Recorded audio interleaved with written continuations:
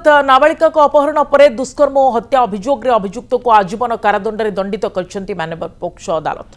चलित वर्ष एप्रिल 25 तारिख में गंजाम जिला पाटपुर थाना अंचल घटिता यह घटना जड़े नाबालिका को अपहरण कर दुष्कर्म और हत्या कर फोपाड़ी देथिबा अभियोग होता।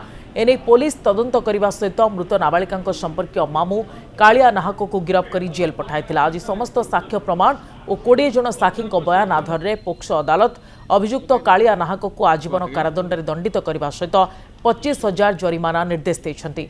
अन्यपक्षे पीड़िता परिवार को 5 लाख टंका प्रदान लगी जिला आईन सेवा प्राधिकरण को मान्यवर पोक्सो अदालत निर्देश देते।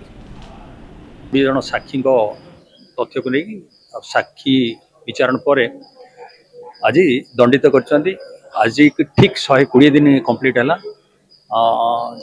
जो त्वरान्वित विचार प्रक्रिया ताकू से दृष्टि रखी आज 120 दिन भितर तार जजमेंट हो पारी।